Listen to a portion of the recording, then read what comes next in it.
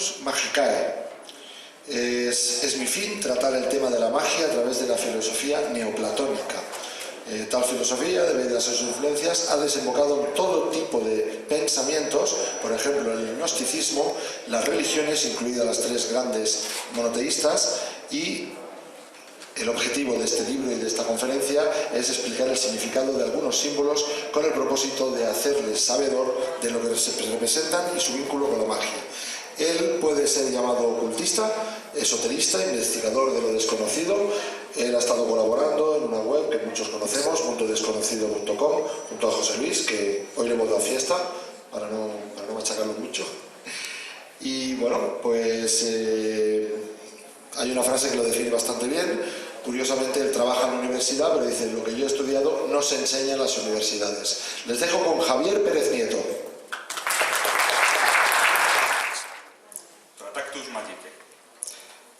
Es un libro que he escrito y, como bien ha dicho Celades, pretendo abordar el asunto de la magia, o lo que se cree que es magia, o lo que realmente es la magia, a través de un estudio filosófico, antropológico, sociológico, teniendo en cuenta autores como, por ejemplo, Fraser o todos los clásicos griegos, ¿verdad? Y básicamente exponer las diferencias entre lo que realmente es la magia y lo que creemos que es la magia. Bueno, el principal fundamento a tener en cuenta es el neoplatonismo. El neoplatonismo es una filosofía que, vamos a decir, fue una amalgama de la filosofía, por ejemplo, aristotélica, de la filosofía pitagórica, de la filosofía, por ejemplo, eleática, que fue amalgamada por Amonio de Saca y que tenía básicamente tres hipostasis o tres principios sobre los que se fundamentaba. El primero de los principios es que se da por sentada la existencia de lo uno, que es el principio rector, algo que podríamos calificar como Dios, pero dentro de un contexto no religioso. La segunda hipóstasis neoplatónica es que de lo uno, de esta realidad suprema, dimanaría el logos. El logos sería la inteligencia, una especie de intelector en el que tendrían cabida todas y cada una de las ideas. A su vez, de este logos, de ahí que se asocie, ¿no?, por aquello del intelector, que reúna todas las ideas, que se asocie con la palabra, con el verbo o con la inteligencia. De este logos derivaría el alma, que es una proyección del mismo y que podríamos definir como la acción. Hoy en día, en esencia, vivimos en una sociedad neoplatónica, o sea, desde hace unos 1700 años aquí no ha cambiado nada. Estas tres hipóstasis son la piedra angular, como he dicho, del neoplatonismo.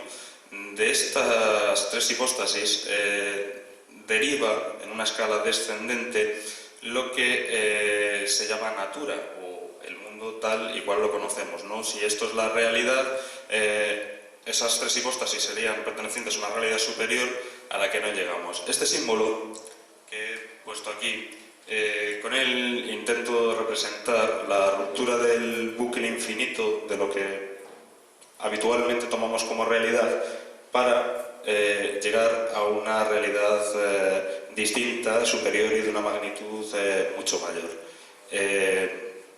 Aquí, como digo, ¿verdad?, tenemos lo uno, de lo que dimana el logos, y el alma, que a su vez dimana del logos. En escala descendente hacia abajo tenemos la natura, de ahí que haya puesto unas plantitas en esos escalones de esa pirámide.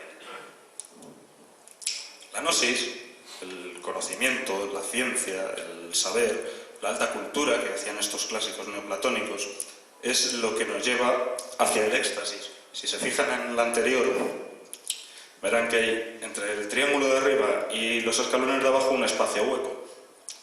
La gnosis nos lleva hasta ese éxtasis, que es donde la persona o nuestro conocimiento se funde con esa otra realidad, es la frontera. La gnosis nos hace ascender estos escalones, que digamos bajamos con la natura hacia esa realidad superior. Para acabar tenemos el ojo panóptico, que el ojo panóptico representa, a pesar de que existan muchos líderes sectarios que lo asocian con el mal y cosas por el estilo, lo que representa es un ciclo que se completa. De hecho, el ojo siempre ha sido utilizado como amuleto dentro del orden para combatir el contraorden, incluso mal llamado el mal de ojo, por ejemplo. Tenemos un ejemplo en la mano blanca de Fátima, el ojo de Horus, que hemos visto anteriormente, al que se asocia, no es que lo hayamos visto, sino que se asocia a ese ojo panóptico, el argo griego, y tenemos aquí pues, el famoso ojo turco, ese que habrán visto ustedes, todo azulito y blanco, para estos menesteres. Como digo, la pirámide inacabada, el neoplatonismo secreto de la pirámide, es las tres hipóstasis. El uno deriva el logos, del logos el alma, y hacia abajo es lo que llamamos natura. La gnosis, el conocimiento, que el gnosticismo pues, lo llamaría la sofía, y que viene por amor, ¿no? Pues nos elevaría hacia esa realidad superior. Tenemos dentro del gnosticismo representado de esta manera el logos como el demiurgo. El demiurgo, bueno, pues podemos ver aquí que es como una especie de subidealización, ¿no?, de una serpiente con cabeza de león que está coronada por una aureola luminosa y acompañado de la luna y una estrella, ¿no?, que representaría la creación de la materia, porque del logos, como hemos visto antes en la pirámide, ¿verdad?, de esas tres hipóstasis, es la natura lo que desciende, que es la materia. Entonces, el creador de materia es el demiurgo. El demiurgo realmente es un genio ordenador, vamos a decir así, y él plasma las ideas, como es logos, en la materia, conforma las ideas con respecto a la imagen que tiene de ellas, o sea, es decir, hace la materia a su imagen y semejanza, o sea, a las ideas. Eso lo pueden encontrar en el libro que, como ya les digo, he escrito. Este demiurgo ha sufrido también una evolución y una serie de mutaciones en el correr del tiempo. Aquí tenemos la idealización del demiurgo como Visione, que dicen en Italia. Conserva el atributo de la corona luminosa, porque esta es de oro, asociada al sol, como hemos visto antes. También conserva los atributos monstruosos de ser un ser serpentiforme, con cabeza fiera, y vemos que en su boca tiene un hombre. Bueno, pues esto no representa que se esté comiendo un hombre, sino que realmente lo está pariendo. Está creando la materia conforme a la idea. Esto es una representación, por ejemplo, de Quetzalcóatl, donde sí se está comiendo un hombre. Véase la diferencia. La cabeza está hacia afuera y aquí la cabeza está hacia adentro. Aquí tenemos la comparativa del demiurgo y el Visione en sus distintas facetas. Esto lo podrán encontrar más desarrollado, como bien digo, en este libro que he escrito. Tenemos también a Hécate. Hécate es una diosa triforme que también, según corrientes, por ejemplo, también el gnosticismo, por lo menos en una rama de ellas, nos viene a hablar de las tres hipóstasis neoplatónicas también. Entonces, quiero que se fijen en aquella mujer que está sosteniendo un cuchillo y que tiene una corona como de rayitos. Bueno, pues esa mujer a lo largo del tiempo también ha sufrido una serie de mutaciones en su representación. La que más conocemos hoy en día es esta, la Estatua de la Libertad. Si retrocedemos verán que es igual. Bueno, pues esta estatua viene a contarnos exactamente lo mismo, y aunque yo no lo he dibujado, lo van a ver muy bien. Abajo de la Estatua de la Libertad, donde estarían sus pies, existe una escombrera. Esto lo pueden comprobar ustedes, buscan una foto que verán cómo se erige sobre escombros. Bueno, esos escombros serían la materia que hemos dicho de la natura, que por medio de la gnosis, esas leyes, tabla, libro, lo que lleve la Estatua de la Libertad, nos llevan al éxtasis, que es con lo que se identifica Hécate, con ese éxtasis. Ese éxtasis, al conducirnos a la realidad suprema, nos lleva hacia la iluminación. Aquí podemos ver la comparativa de Hécate con sus representaciones modernas hasta la Estatua de la Libertad. Bueno, los sacrificios. Ya he explicado un poco el neoplatonismo y un poco su vertiente gnóstica. Bueno, también decir que neoplatonismo más estoicismo igual cristianismo. O sea, el cristianismo también deriva de esto, como la religión judaica, como la religión islamista y como casi todas. El neoplatonismo, bien es cierto que toma como base, y de ahí la cuestión de los sacrificios, el misticismo, vamos a decir, mazdeísta, que se fundamentaba pues, en una serie de prácticas, como eran las prácticas mágicas. Los magos, estos, eran sacerdotes que se dedicaban a hacer sacrificios. De hecho, magu o magus en el antiguo persa, o podemos remontarnos también a Sumeria, o sea, en el idioma sumerio, acadio, tal, significa establecer ofrendas alimentarias o poder para realizar sangre. En todas las culturas, todas las religiones, siempre veremos a un responsable de ejercer sacrificios, que son los sacerdotes. Sacerdote es la persona que ofrece un sacrificio.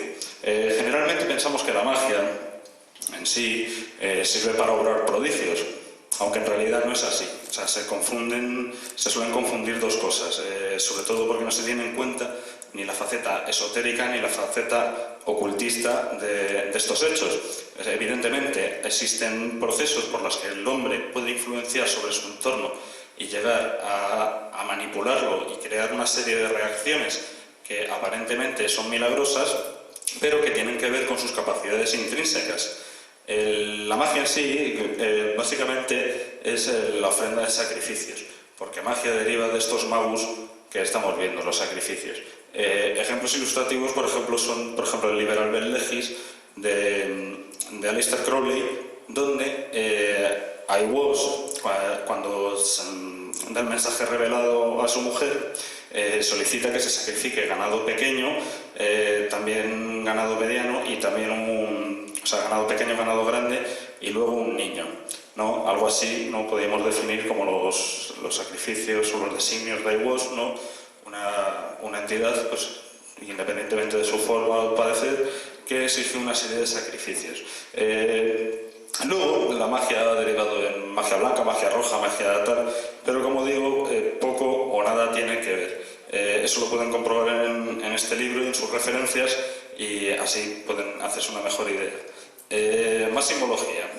Bueno, tenemos aquí la cópula humana, por ejemplo, que guarda su relación con, por ejemplo, la escuadra y el compás, la escuadra, el hombre, la mujer, y es curioso porque el compás sirve para hacer círculos, que son las líneas femeninas, la escuadra sirve para hacer rectas, que son, vamos a decir, masculinas.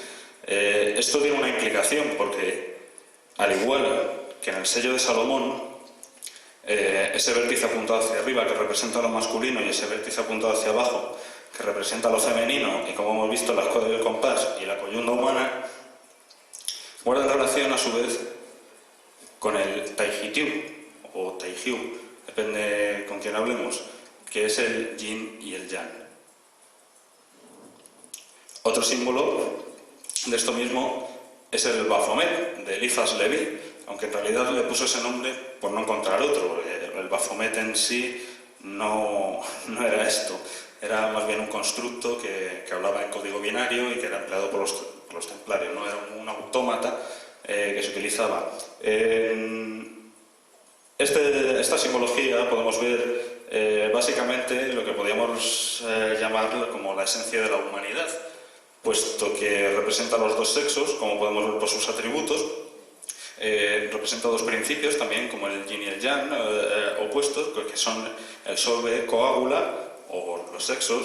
Y ahora la pregunta sería, bueno, ¿y por qué esos rasgos monstruosos, ¿no?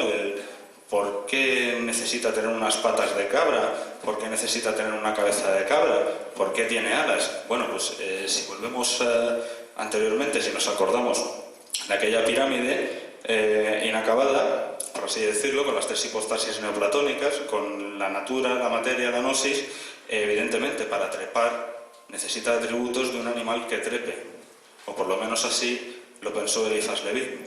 Con sus atributos de cabra, trepa por esa escala mediante la gnosis hasta llegar a una realidad superior, que está representada por su corona y que, si se fijan, he diseñado las llamas no unidas, sino abiertas, como aquel símbolo que les enseñé, para romper ese infinito que creemos la realidad y ascender a algo superior.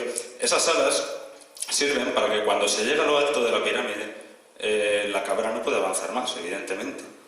Para llegar a esas tres hipóstasis superiores, esa realidad suprema, necesita de esas alas, que yo, en esta representación he puesto una medio abierta, otra medio cerrada, y tal. El cubo sobre el que se sienta, aparte de las interpretaciones que le han dado muchas sectas, por ejemplo la masonería, habla de que el cubo representa al masón novicio y tal, en realidad representa al mundo, la materia.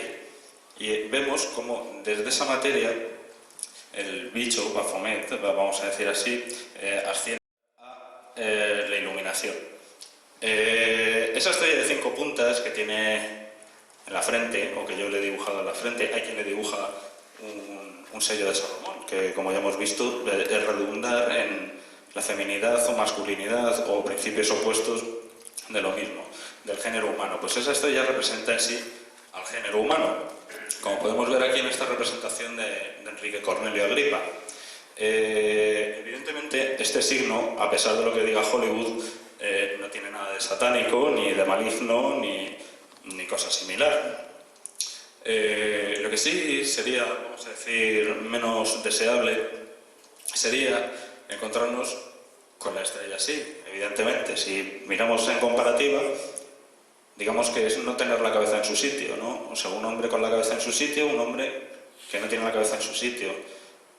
La naturaleza y la debacle de la naturaleza, del ser humano. Entonces, si, como he dicho, este signo no tiene per se nada de nocivo, esta otra representación, por ejemplo, que es una fotografía de un concierto que dio un grupo en Baracaldo, vemos como en este Baphomet la estrella que tiene sobre el vientre está invertida. Entonces cambia totalmente el significado. Todo esto, muchas cosas más, sobre todo las cuestiones de la magia negra, la magia blanca, la magia roja, magia verde, e incluso la teurgia, que no hay que olvidarla porque básicamente es eso. Podrán encontrarlo en el libro que, como bien digo, he escrito y que podrán adquirir, bueno, pues los interesados pongan en contacto conmigo porque estaré fuera. Y como andamos un poquito mal de tiempo, prefiero cortar aquí y dar paso. No sé si estará Miguel por ahí. Y bueno, si quieren, les ha gustado, aplaudan, si no, no. Y aquí lo voy a dejar. Gracias.